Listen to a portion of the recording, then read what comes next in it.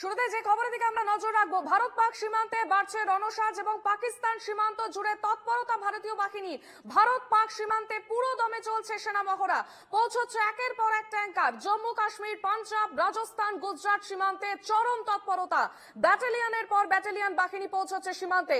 গোলাগুলির শব্দ শোনা যাচ্ছে সীমান্ত এলাকা জুড়ে। পুরো দমে প্রস্তুত রয়েছে ভারতীয় বাহিনী। ভারত পাক সীমান্তে একেবারে পুরো দমে চলছে সেনা মহড়া। সে ছবি আপনারা দেখছেন, পাকিস্তান সীমান্ত জুড়ে একেবারে তৎপরতা ভারতীয় বাহিনীর। ভারত পাক সীমান্তে পুরো দমে চলছে সেনা মহড়া। একের পর এক ট্যাঙ্কার সেখানে পৌঁছচ্ছে। জম্মু কাশ্মীর, পাঞ্জাব, গুজরাট এবং রাজস্থান সীমান্তে চরম তৎপরতা রয়েছে।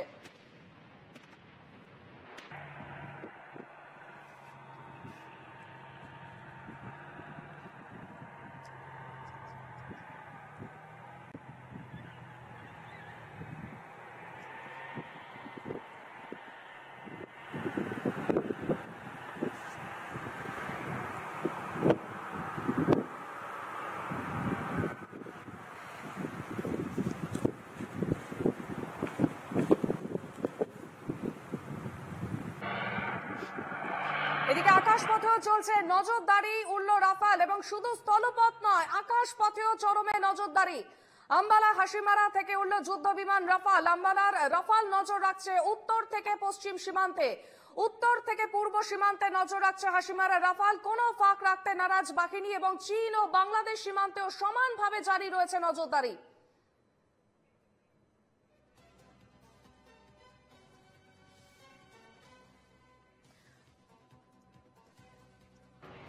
আমরা সরাসরি যাবো নিউজ রুম থেকে। রয়েছেন আমাদের অ্যাসিস্ট্যান্ট এডিটর ইলমাস রায়। ইলমাস, যে ঘটনা 22 তারিখের এবং তারপরে একেবারে পাকিস্তানের সীমান্ত জুড়ে তৎপরতা চলছে। একের পর এক ট্যাঙ্কার আমরা দেখেছি। জম্মু কাশ্মীর, পাঞ্জাব, রাজস্থান, গুজরাট প্রত্যেকটি জায়গায় চরম তৎপরতা চলছে সীমান্তগুলিতে। একেবারে অর্পিতা, ঠিক তুমি যেমনটি বললে, এই মুহূর্তে চূড়ান্ত মহড়া ভারতীয় সেনার পক্ষ থেকে। এবং শুধু তাই নয়, এই চূড়ান্ত মহড়ার কারণে এই মুহূর্তে পাকিস্তান ভয়ে ঠকঠক করে কাঁপছে। যে ছবি আমরা দেখাচ্ছি, নর্দার্ন কমান্ড, ওয়েস্টার্ন কমান্ড সর্বত্র এই মুহূর্তে তৎপরতা রয়েছে। এমনকি ভারতের উত্তর থেকে পশ্চিম, ভারতের উত্তর থেকে পূর্ব, এই দুটো ফ্রন্টেই এই মুহূর্তে যেমন আকাশপথে নজরদারি চালানো হচ্ছে, তেমন কিন্তু স্থল সেনা তারাও যুদ্ধ মহড়া কিংবা ওয়ার গেমস যেগুলো বলে, সেই ওয়ার গেম শুরু হয়েছে। ইতিমধ্যেই যে খবর আমরা পাচ্ছি তাতে ভারতের বায়ুসেনা এক্সারসাইজ আক্রমণ শুরু করে দিয়েছে।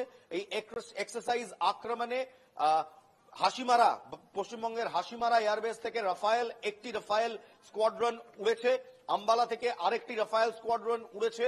রাফায়েলের নেতৃত্বে, এই রাফায়েল এয়ারক্রাফটস এর নেতৃত্বে সুখয়, মিগস, হিলো এবং বাকি যে অপারেশনাল এয়ারক্রাফটস রয়েছে ভারতীয় এয়ারফোর্সের, তারা এই মুহূর্তে যুদ্ধ মহড়া, আকাশপথে যুদ্ধ মহড়া করছে, চালাচ্ছে। সীমান্ত বরাবর এই মুহূর্তে পেট্রোলিং চলছে, রেকি চলছে। একই সঙ্গে আমাদের স্থলসেনা তারাও কিন্তু হাই অ্যালার্টে রয়েছে। রাজস্থান, পাঞ্জাব এবং নর্দার্ন কমান্ডের অনেক সেক্টরে, নর্দার্ন এবং ওয়েস্টার্ন কমান্ডের অনেক সেক্টরে এই মুহূর্তে বোফোর্স অর্থাৎ artillery unit, infantry unit, mechanized tank divisions এবং মেকানাইজড আর্মার্ড ইউনিট, এরা সবাই কিন্তু এই মুহূর্তে তাদের তেজ দেখাচ্ছে। এটা একটা সাইকোলজিক্যাল ওয়ারফেয়ার বলতে পারো। এগুলো যুদ্ধ নয়, যুদ্ধ মহড়া, ওয়ার গেমস বলা হয়। তবে কোথাও এই ওয়ার গেমস অনেকটা বলতে পারো মাসল ফ্লেক্সিং এর মতো। মানে সহজভাবে একটি ফুটবল ম্যাচ শুরু হওয়ার আগে ঠিক যেমন ট্রেনিং এর সময় সেই ফুটবল মাঠে দাঁড়িয়ে দুই দলের প্লেয়াররা একে অপরকে ইন্টিমিডেট করার চেষ্টা করে, এটা অনেকটা সেরকম। যুদ্ধ শুরুর আগে কিংবা এই মুহূর্তে এই যুদ্ধ পরিস্থিতি যখন চলছে, ঠিক তার আগে ভারত এই মহড়া করে নিজেদের শক্তি প্রদর্শন করছে। আমাদের কাছে এই মুহূর্তে যে state of the art equipment রয়েছে, যে স্টেট অফ দি আর্ট ওয়েপনরি রয়েছে, তার সামনে পাকিস্তানের টেকা দুষ্কর। পাকিস্তানের বাজেট বহুদিন ধরে, তাদের মিলিটারি বাজেট বহুদিন ধরে সমস্যায়। দেশের অর্থনীতি একেবারে ফাঁপড়ে।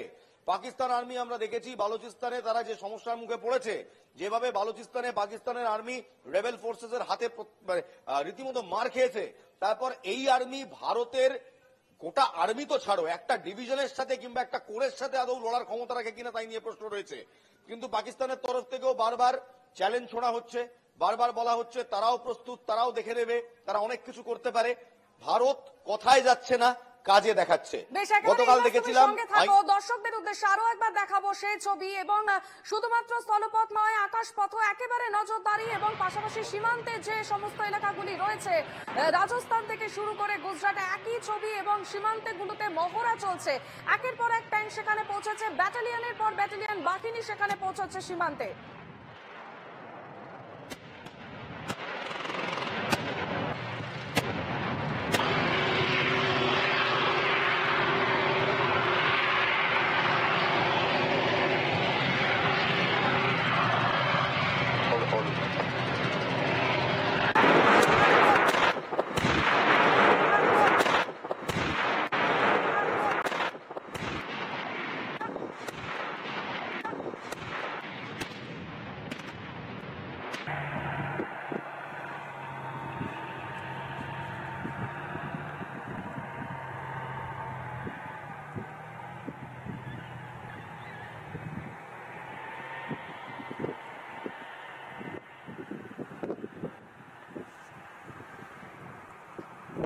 আমরা আবারও যাবো ইলমাজের কাছে। ইলমাজ, যে ছবি আমরা দেখলাম, একেবারে গোলাগুলির শব্দ শোনা যাচ্ছে সীমান্ত এলাকা থেকে, একেবারে প্রস্তুত রয়েছে ভারতীয় সেনা। গেমস কিংবা এক্সারসাইজেস, এগুলো যুদ্ধ নয়, এগুলো মহড়া। কিন্তু এই মহড়া থেকে আমরা কোথাও আমাদের ফায়ার পাওয়ার, আমাদের অপারেশনাল রেডিনেস, আমাদের যে শক্তি, সেই শক্তি প্রদর্শন করা হচ্ছে। মাসেল ফ্লেক্সিং করছি আমরা দেখাচ্ছি প্রতিপক্ষকে যে এই হচ্ছে আমাদের শক্তি। শক্তির কিছুটা পরিমাণ দেখানো হয়, যে এই ধরে রাখতে পারো একটা পুরো সিনেমা চলার আগে তার যেরকম ট্রেলার দেখানো হয়, তেমন এই ওয়ার গেমস কিন্তু এই মহড়া, এগুলো সেই ট্রেলারের মতোই কাজ করে। বেসিক্যালি এটা একটা সাইকোলজিক্যাল ওয়ারফেয়ারের পার্ট, যেখানে আমরা আমাদের শত্রুপক্ষকে ডমিনেট করি এই বলে কিংবা এই দেখিয়ে যে আমরা কিন্তু তৈরি। তাই এই মুহূর্তে রাজস্থান থেকে পাঞ্জাব থেকে গুজরাট সীমান্ত বরাবর যে তৎপরতা চলছে, এবং নর্দার্ন কমান্ডের বিভিন্ন জায়গায় যে প্রত্যাঘাত শুরু হয়ে গিয়েছে, তা কিন্তু একটাই জিনিসের নির্দেশ দেয়, যে আমরা এই মুহূর্তে একটাই জিনিস বলে দেয়, যে আমরা এই মুহূর্তে পাকিস্তানকে সরাসরি বলছি যে যুদ্ধ আমরা চাই না, আমরা শান্তিপূর্ণ দেশ। আমরা আজ পর্যন্ত ইতিহাসে কখনো প্রথম অ্যাটাক করিনি, আমরা প্রথম অ্যাটাকে বিশ্বাস রাখি না। কিন্তু পাকিস্তান যদি তাদের এই বাজে খেলাগুলো, এই পুরনো খেলাগুলো বন্ধ না করে, তাহলে আমরাও জবাব দিতে প্রস্তুত। আমরা কোনোদিন পাকিস্তানের ঘরে ঢুকে তার টেরিটরি আনতে যাইনি, আমরা পাকিস্তানের ভূ অংশ নিজেদের ভেতর সামিল করার চেষ্টাও করিনি। পাকিস্তান 1947-এর পর, স্বাধীন হওয়ার পর এই কাজই করে গেছে। তারা বারবার আমাদের বাড়িতে ঢুকেছে, আমাদের ঘরে ঢুকেছে, এবং সেখানে নাশকতার ছক করেছে। এবার সময় এসছে জবাব দেওয়ার, আমরা জবাব দিচ্ছি। আমরা কিভাবে জবাব দিচ্ছি? আমরা আজ অনন্তনাগে দুই সেনা, আমরা দেখলাম যে সেনা সেখানে কি করলো, যে জঙ্গিরা ছিল সেখানে, সেই জঙ্গিদের বাড়ি উড়িয়ে দেওয়া হলো। আমরা এও দেখলাম যে একজন লস্করে তৈবা কমান্ডার, তাকে শেষ করে দেওয়া হলো। আমরা ঠিক এভাবেই সন্ত্রাসের উপর আঘাত আনছি। আমরা যুদ্ধ চাই না। ভারতবর্ষ ফার্স্ট অ্যাটাকার কান্ট্রি নয়, আমরা ওয়ার মঙ্গারিং কান্ট্রি নই পাকিস্তানের মতো। আমরা একবারও যুদ্ধের উস্কানি দিই না। কিন্তু পাকিস্তান যদি বারবার তাদের পুরনো পন্থা ব্যবহার করে আমাদের বারবার পিঠে ছুরি মারে, সহ্যের একটা বেশ বেশ ইলমাজ, আমাদের সঙ্গে টেলিফোন লাইনে রয়েছে lieutenant general Utpal Bhattacharya. General Bhattacharya, ইলমাজ এখানে। Jai Hind sir. First question আপনাকে, এই মুহূর্তে গোটা ওয়েস্টার্ন বর্ডার ধরে যে ওয়ার গেমস শুরু হয়েছে, এই ওয়ার গেমস আর্মি কেন করে, কখন করে? আপনি ঠিক ওয়ার্ডটা ইউজ করেছেন, ওয়ার গেম। এগুলো আমি বলবো পশ্চারিং। এখন যেটা পশ্চারিং, এখন পাকিস্তানের লক্ষ্য খুব একদম কনস্ট্যান্ট। ওদের লক্ষ্য হচ্ছে, ওরা দেখে নিয়েছে 48, 65, 71, কার্গিল, এইসব ওয়ারে, কার্গিলটা পুরো ওয়ার না হলেও এইসব ওয়ারে, 1-to-1 ওয়ারে ওদের কোনো চ্যালেঞ্জ থাকে না, ওরা হেরে যায়। তো ওরা সেই যে 1000 কাট, ডিপ ব্লিডিং, তারপরে যেটা ওরা বলে প্রক্সি ওয়ার, এইগুলোই হতে চালিয়ে যাবে। তো এইগুলো প্রক্সি ওয়ারের, এটা আমরা তো চিরকাল এরকম বসে we can't even passive spectator.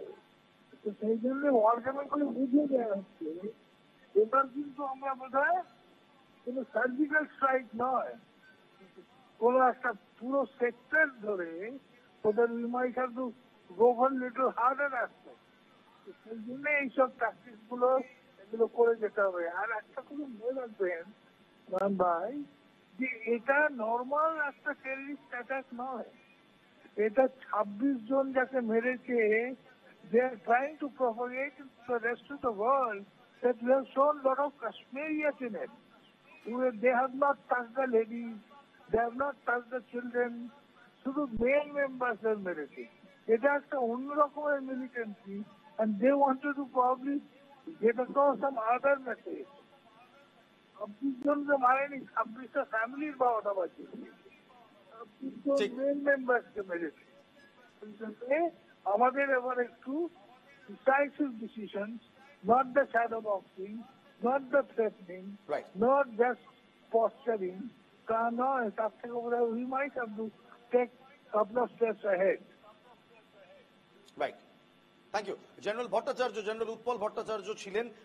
Arpita, তুমি শুনলে জেনারেল ভট্টাচার্য খুব স্পষ্টভাবে জানিয়ে দিলেন যে আমরা প্রথম আঘাত করার দেশ নই, আমরা ফার্স্ট অ্যাটাকার দেশ নই, কিন্তু বারবার পাকিস্তানের তরফ থেকে যেরকম উস্কানি, যেরকম পিঠে ছুরি আমরা খেয়ে আসছি, এবং আমাদের নিজেদের রক্তপাত হচ্ছে, আমাদের দেশের নাগরিকরা মারা যাচ্ছে, প্রক্সি ওয়ার করছে, তারা টেরার লঞ্চ প্যাডস বানাচ্ছে। পিওকে তে যে হাজি পীর 60 বছর আগে ভারতীয় সরকার যে ভুল করেছিল, হাজি পীর পাসকে সেই সময় পাকিস্তানের হাতে হস্তান্তরিত করেছিল, তাদেরকে রাখতে দিয়েছিল, সেই ভুলের মাসুল আমরা আজও গুনছি। কারণ আমরা বারবার দেখেছি এই হাজি পীর পাস, এই পাসকে ব্যবহার করেই কিন্তু এই হাজি পীর পাসটা খুব ইন্টারেস্টিং। একদিকে কাশ্মীর আর অন্যদিকে পাক অধিকৃত কাশ্মীর, তার ঠিক মাঝ বরাবর পড়ে এই হাজি পীর পাস। এই হাজি পীর পাস পীরপাঞ্জাল রেঞ্জে, এই রাস্তাটা ব্যবহার করেই বারবার জঙ্গিরা অনুপ্রবেশ করে। তাই 60 বছরের পুরনো মিস্টেক কিংবা পুরনো যে ভুল আমরা করেছিলাম সেটা শুধরোবার এবার সময় এসছে। এবার সময় এসছে পাকিস্তানকে বোঝানোর যে আমরা শুধু অত্যাধুনিক অস্ত্র এবং অত্যাধুনিক একটি চাঙ্গা অর্থনীতি নিয়েই তৈরি নয়, আমরা সকল দিক থেকেই তৈরি। পাকিস্তান এই মুহূর্তে যদি যুদ্ধ ঘোষণা করার চেষ্টা করে কিংবা যুদ্ধে যায়, পাকিস্তানের অর্থনীতি সেই যুদ্ধ সাপোর্ট করতে পারবে না। পাকিস্তানের ভেতর তাদের অন্দরমহলে বালুচিস্তানের সাথে যে সমস্যা চলছে, সেই সমস্যা আরো বাড়বে।